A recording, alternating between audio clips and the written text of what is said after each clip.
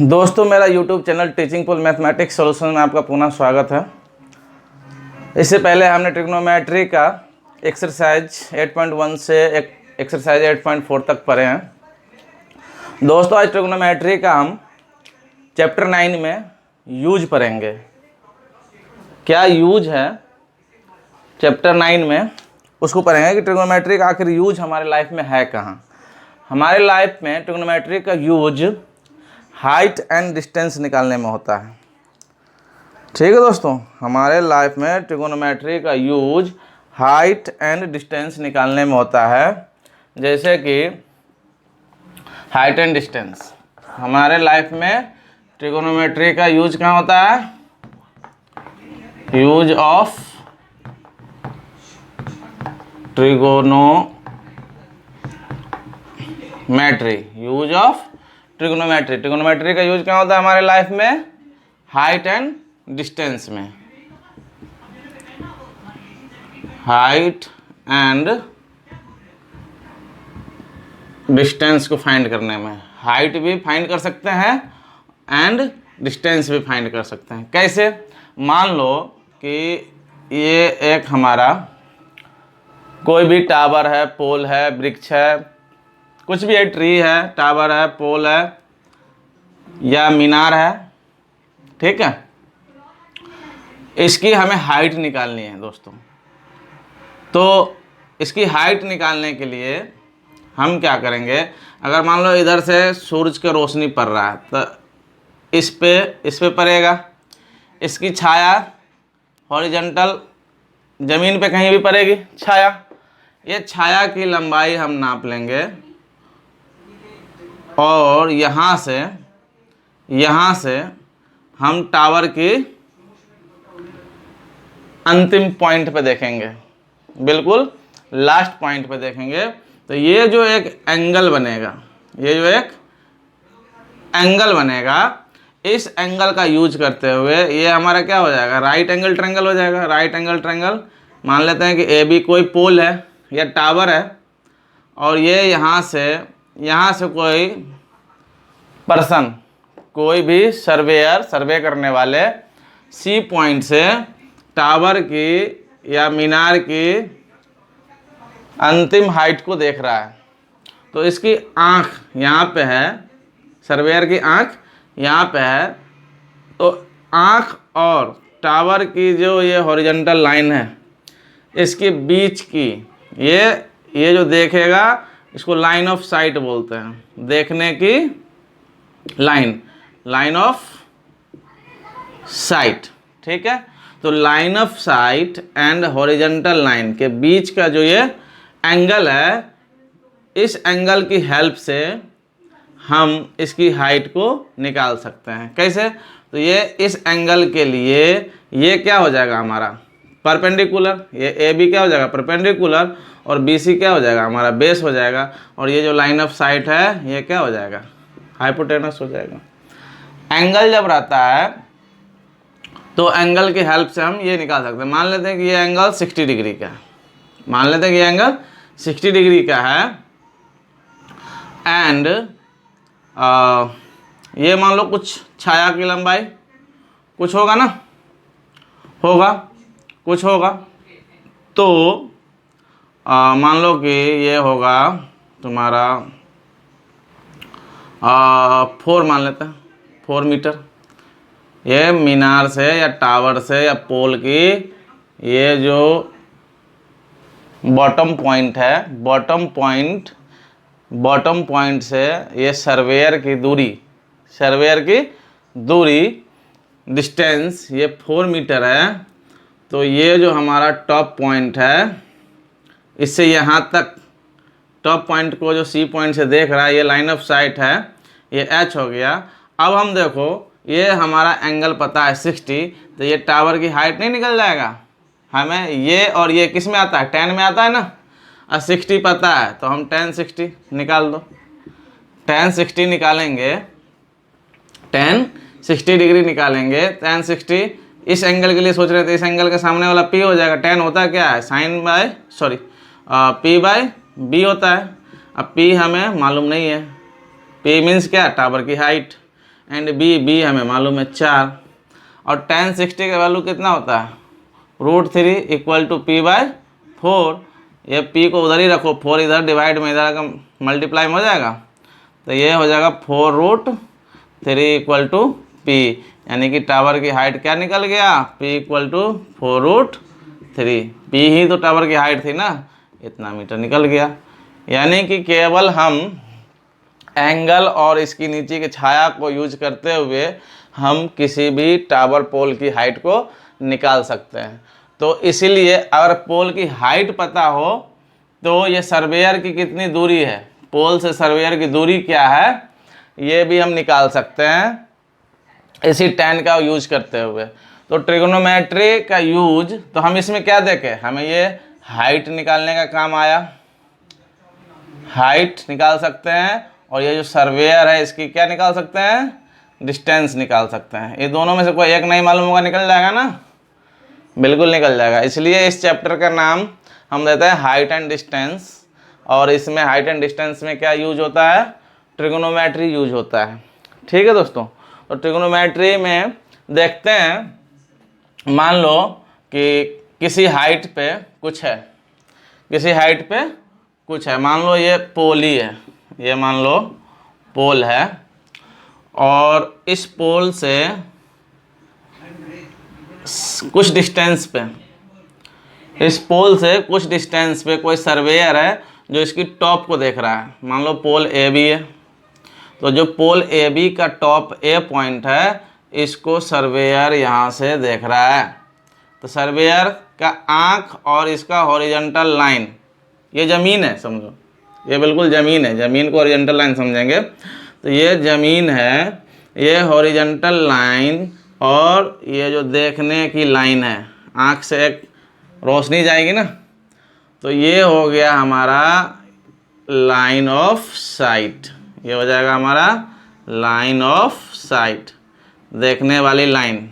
ठीक है, ये हमारा क्या हो जाएगा, एच। ये कुछ ना कुछ एंगल बनाएगा। ठीक है दोस्तों, ये कुछ ना कुछ एंगल बनाएगा। तो जो एंगल बनाता है इसे, इस एंगल का नाम हमारा क्या रहेगा, इस एंगल का नाम होता है angle of elevation, angle of elevation. जब नीचे से ऊपर की तरफ, जब हम नीचे से ऊपर की तरफ कोई चीज़ को देखते हैं तो उस एंगल का नाम है एंगल ऑफ एलिवेशन। याद रखना है भाई, ये एंगल ऑफ एलिवेशन आपको याद रखना पड़ेगा, ध्यान रखना है। दो ही पॉइंट हमें याद रखना है। जब नीचे से सी पॉइंट से ऊपर के पॉइंट, टॉप पॉइंट ए को अगर हम देख रहे हैं तो सर्वेयर यदि नीचे हो और ऊपर की पॉइंट को देख रहा हो तो होता है एंगल ऑफ एलिवेशन। ऐसा भी तो हो सकता है कि ये ऊपर बैठा हो कोई और नीचे की तरफ कोई चीज़ को देख रहा हो, ऐसा भी हो सकता है ना, बिल्कुल हो सकता है। मान लो कि ये कोई मीनार है, टावर है, इस टावर के, ये टावर ए बी है, इस टावर के ए पॉइंट पे कोई बैठा है, टॉप पॉइंट पे बैठा है, और यहाँ पे मान लो कोई पत्थर का टुकड़ा है, क्या है, स्टोन है। इस स्टोन कहाँ पे, सी पे, सी स्टोन को देख रहा है, तो इसका आँख यहाँ पे है, सर्वेयर कहाँ पे है, यहाँ पे है। तो सर्वेयर कहाँ देख रहा है, नीचे की तरफ देख रहा है, तो लाइन ऑफ साइट ये हमारा लाइन ऑफ साइट है। लेकिन एंगल कहाँ बनेगा, एंगल यहाँ से एक हॉरिजॉन्टल लाइन खींचो, हॉरिजॉन्टल लाइन, ठीक है। तो हॉरिजॉन्टल लाइन और लाइन ऑफ साइट के बीच का जो एंगल होगा, यहाँ भी तो एक एंगल बनता है, तो इस एंगल का नाम हो जाएगा हमारा angle of depression, angle of depression. ध्यान रखना है दोस्तों, ये एंगल ऑफ डिप्रेशन, जब ऊपर से नीचे की तरफ देखेगा तो ये हो जाएगा एंगल ऑफ डिप्रेशन। कौन सा, यहाँ ए पॉइंट पे एक हॉरिजॉन्टल लाइन खींचेगा, हॉरिजॉन्टल लाइन और लाइन ऑफ साइट के बीच के एंगल को एंगल ऑफ डिप्रेशन बोलते हैं। तो एंगल ऑफ डिप्रेशन कब बनता है? जब कोई भी सर्वेयर टॉप पॉइंट पर बैठा हो, यानी कि ऊपर में कहीं भी बैठा हो और नीचे की चीज़ों को देख रहा हो। ठीक है, जब हमारा लाइन ऑफ साइट नीचे की तरफ हो और यहाँ लाइन ऑफ साइट कहाँ, यहाँ पर सर्वेयर बैठा है तो किधर देखेगा? ऊपर की तरफ देखेगा, ऐसे देखेगा। और यहाँ सर्वेयर बैठा है तो कैसे देखेगा? नीचे की तरफ देखेगा। ठीक है, तो जब ऊपर हो सर्वेयर और नीचे की तरफ किसी भी वस्तु को देख रहा हो, किसी भी ऑब्जेक्ट को देख रहा हो, तो जो एंगल बनेगा ये हॉरिजॉन्टल लाइन और लाइन ऑफ साइट के बीच, इस एंगल का नाम होगा एंगल ऑफ डिप्रेशन। और जब सर्वेयर, कोई भी सर्वे करने वाला सर्वेयर अगर सी पॉइंट से किसी टावर की टॉप पॉइंट को देख रहा हो, तो यहाँ पर जो एंगल बनेगा हॉरिजॉन्टल लाइन और लाइन ऑफ साइट के बीच में, इसको बोलेंगे एंगल ऑफ एलिवेशन। ठीक है, क्या है ये? Angle of elevation. और ये क्या है हमारा? Angle of depression. यही 2 पॉइंट को ध्यान में रखोगे ना दोस्तों, तो ये हाइट एंड डिस्टेंस का सारे क्वेश्चन सॉल्व हो जाएंगे। अब देखो हमारा इसका यूज कहाँ है? इस एंगल का, ये तो राइट एंगल ट्रायंगल के बीच आया ही नहीं। ये एंगल का हम यूज कहाँ करेंगे? राइट एंगल ट्रायंगल में हमें ट्रिगोनोमेट्री का यूज होता है, तो ट्रिगोनोमेट्री का यूज हम यहाँ कहाँ करेंगे? तो देखो ये लाइन और ये लाइन हमारा क्या है? पैरेलल है। ये लाइन और ये लाइन पैरेलल है। और ये एंगल और ये एंगल क्या होता है पैरेलल लाइन में? सेम होता है ना दोस्तों। तो यहाँ जितना था उतना ही यहाँ हो जाता है। ठीक है, तो अब इसको यूज करते हुए हम सारे क्वेश्चन को सॉल्व करेंगे। अब देखते हैं, 1-2 एग्जाम्पल लेकर देखते हैं कि इसका यूज कैसे होता है। क्वेश्चन नंबर फर्स्ट लेके देखते हैं, एक्सरसाइज 9.1 का। ठीक है, एक्सरसाइज 9.1 में क्या कर रहा है?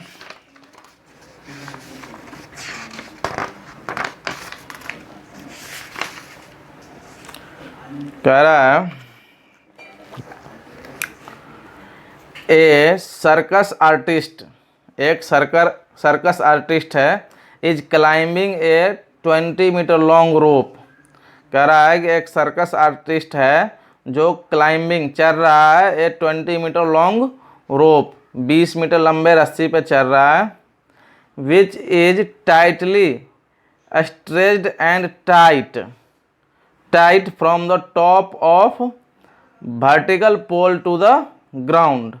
Find the height of the pole if the angle made by the rope with the ground level is कितना है? 30 डिग्री। कह रहा है, ये फिगर भी दिया हुआ है, फिगर 9.11 दिया हुआ है। कह रहा है कि एक पोल है, पोल है, ये पोल का नाम है AB। ये फिगर दिया हुआ है दोस्तों बुक में। पोल का नाम AB है।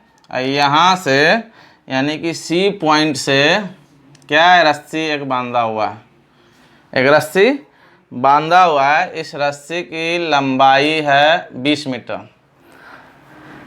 रोप कितने मीटर लॉन्ग है? 20 मीटर लॉन्ग रोप है। और जो एंगल बन रहा है, if the angle made by the rope with the ground level is 30। ये रोप है, ये क्या है? रोप है। और ये ग्राउंड के साथ रोप कितने डिग्री का एंगल बना रहा है? 30 डिग्री का एंगल बना रहा है। तो कह रहा है कि find the height of the pole, यानी कि पोल की हाइट निकालने के लिए कह रहा है, यानी कि ये कितना होगा, ये यहाँ से यहाँ तक कितना होगा। तो हमें ये देखो, ये पता है, ये राइट एंगल ट्रायंगल में हमें क्या पता है? ये H है ना, H पता है। हमें ये क्या निकालना है? इस एंगल के सामने वाला क्या हो जाता है? P। इस एंगल पर कह रहा है ना विचार करने के लिए से। तो इस एंगल के लिए इस एंगल के सामने वाला हमारा क्या हो जाता है? परपेंडिकुलर हो जाएगा। हमें देखो क्या क्या मालूम है, हाइपोटेनस पता है, परपेंडिकुलर पता है। तो हमें कौन से ट्रिगोनोमेट्रिक रेशियो था जिसमें हाइट भी था और परपेंडिकुलर भी था, तो हाइट और परपेंडिकुलर वाला हमारा 2 है, 2 था ना। साइन में भी परपेंडिकुलर बाय हाइट आता है, साइन में क्या आता है, साइन थीटा हमारा क्या होता है, परपेंडिकुलर बाय हाइट, ये जानते थे हम। और परपेंडिकुलर और हाइट किस में आता था, हमारा कोसेक में आता था। तो कोसेक इसका उल्टा हो जाता है ना, तो ये h/p। यानी कि हम इस क्वेश्चन को सॉल्व करने के लिए या तो साइन लगा दें या कोसेक लगा दें, दोनों में से कोई भी लगा देंगे, ये क्वेश्चन सॉल्व हो जाएगा दोस्तों। तो हम निकालते हैं यहाँ पे सॉल्यूशन। क्वेश्चन नंबर 1, एक्सरसाइज कितना है, एक्सरसाइज हमारा है 9.1, ठीक है। क्वेश्चन नंबर 1 में हमारा क्या निकालना है, हाइट ऑफ द पोल। तो हमें क्या पता है, ये h पता है, p नहीं पता है।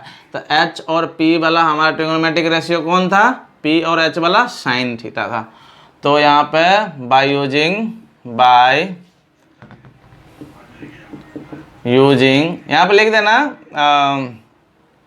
गिवन में ये दे देना और एंगल दे देना, by using sine theta, by using sine theta.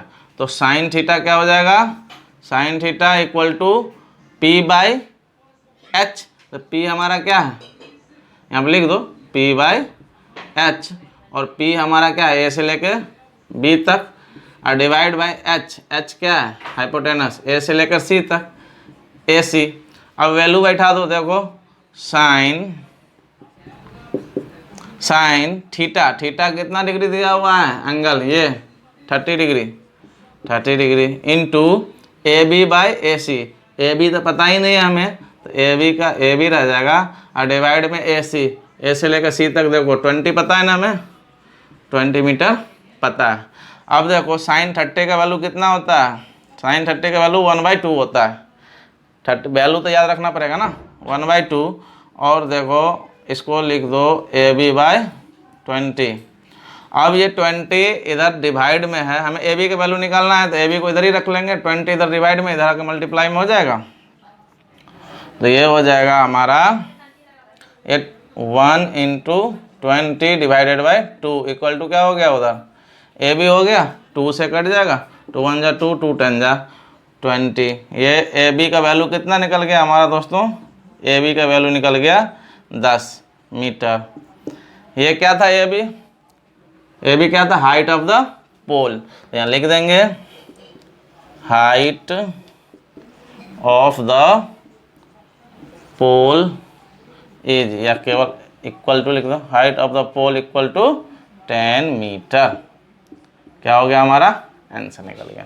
तो देखा दोस्तों, हाइट एंड डिस्टेंस निकालने के लिए हमें ट्रिगोनोमेट्रिक रेशियो का यूज करने से हमें हाइट और डिस्टेंस का पता चल जाता है। ठीक है दोस्तों, क्वेश्चन नंबर 2 देखें, क्वेश्चन नंबर 2 भी देख लेते हैं।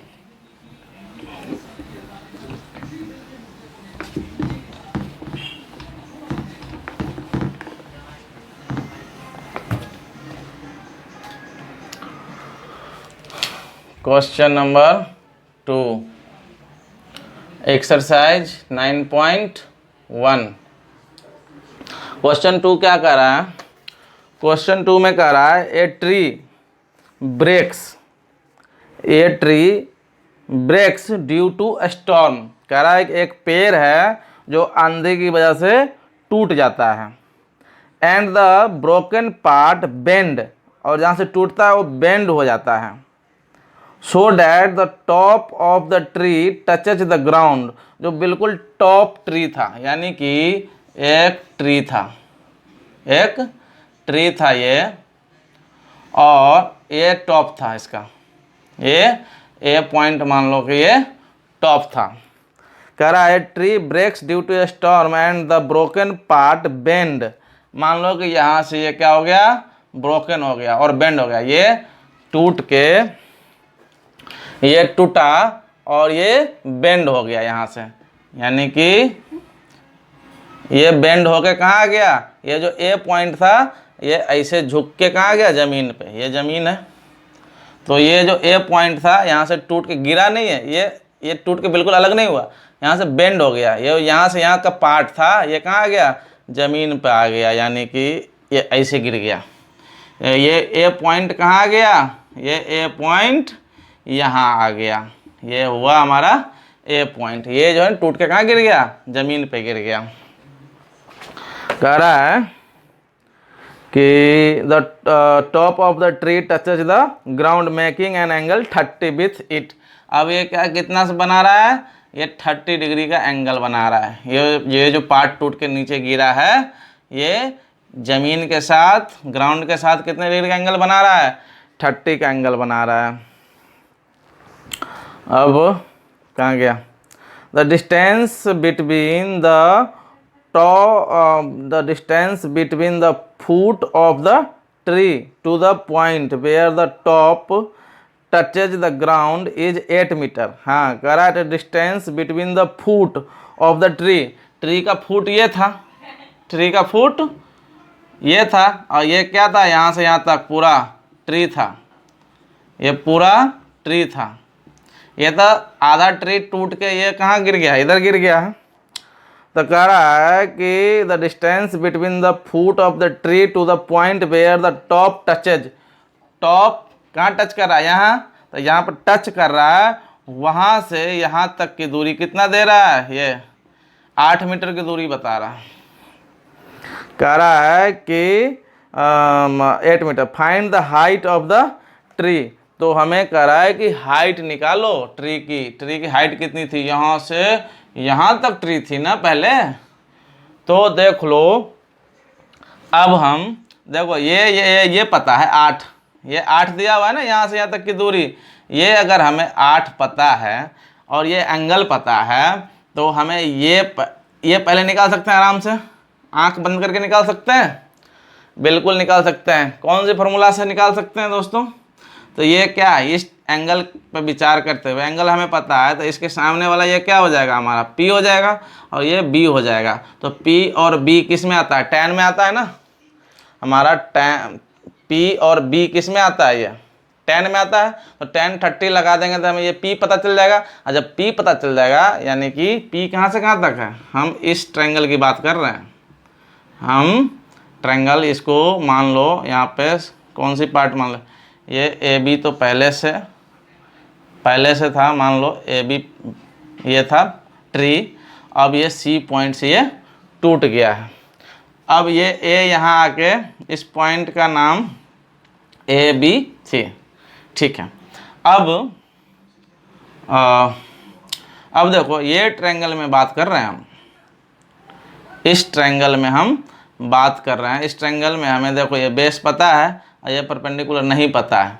अगर हम tan का फॉर्मूला लगा दें तो P/B, P और B, ये इसमें से ये P पता चल जाएगा।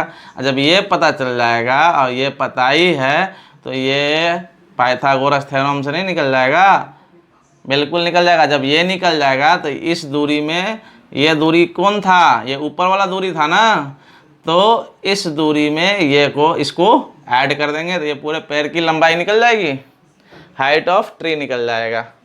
तो दोस्तों हम tan 30 लगाते हैं, बाय यूजिंग tan थीटा।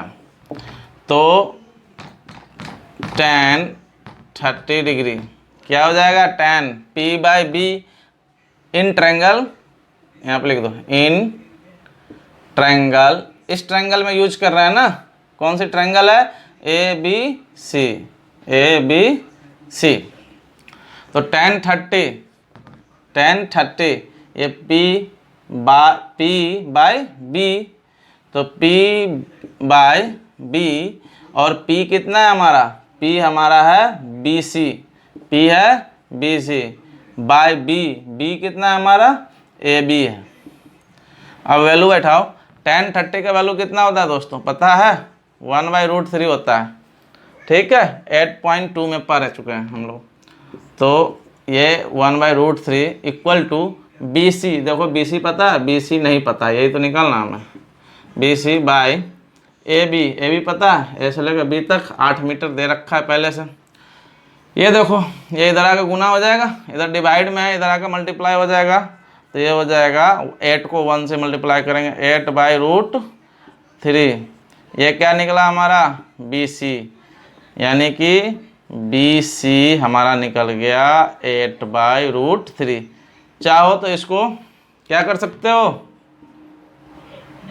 कुछ कर सकते हो, बिल्कुल कर सकते हैं। रेशनलाइजेशन ऑफ डिनोमिनेटर, √3 से ऊपर भी गुना कर दो, √3 से नीचे भी गुना कर दो। ये 8 को √3 से करेंगे तो 8√3 डिवाइडेड बाय कितना हो जाएगा, √3 केवल 3। अभी तो इतना मीटर हमारा क्या निकला, BC निकला। अब देखो ये पता है हमें, इस ट्रायंगल में देखना, इस ट्रायंगल में हमें P पता हो गया, B पता था। अब ये H नहीं निकाल सकते हैं क्या, बिल्कुल निकाल सकते हैं।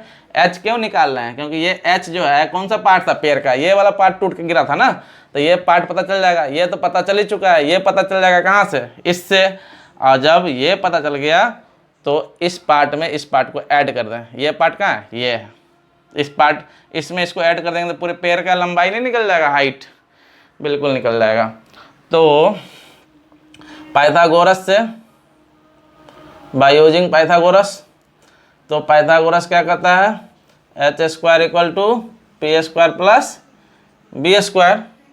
अब देखो ये p², p हमारा ये था ना, ये BC का वैल्यू हमारा निकल चुका है 8√3 का 3/3 का होल स्क्वायर, या p² प्लस b²। b कहाँ गया, b हमारा ये था 8, तो 8 का स्क्वायर।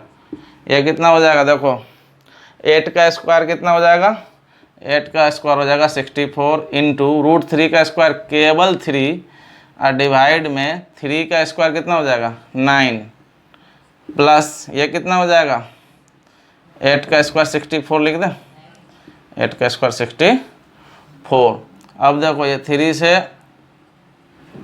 3 जा कट जाएगा। अब 64 कॉमन आ रहा है दोनों में, 64 कॉमन ले लो तो यह 1/3, ये 1/3 बच जाएगा, अब प्लस 1 बच जाएगा। अब एलसीएम ले लो तो ये कितना हो जाएगा, एलसीएम लेने पे हो जाएगा 64 इंटू, इसको एलसीएम लोगे तो 3 + 1 कितना हो जाएगा 4/3। ठीक है, इसको मल्टीप्लाई करने पे कुछ आ जाएगा। देखना ये हमारा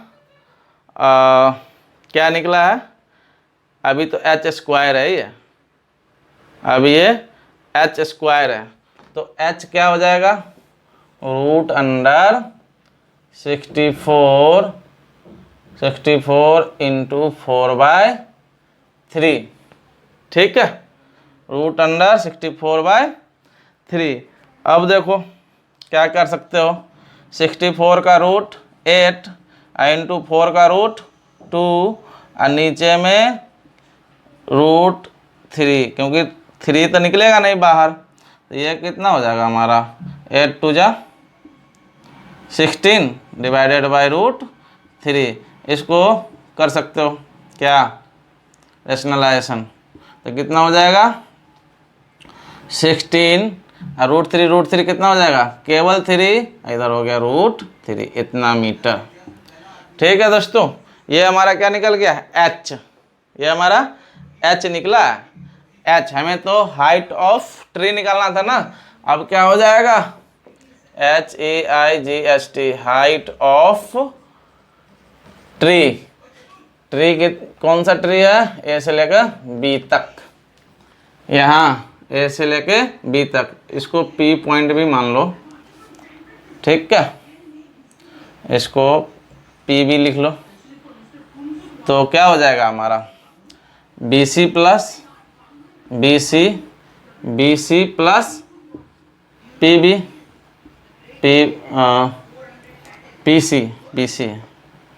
PC। तो ये BC कहाँ, BC हमारा है ये 8/3√3 अब प्लस हमारा ये h हमारा ये हाइट था ना, तो ये h का वैल्यू निकला है ये 16/3√3।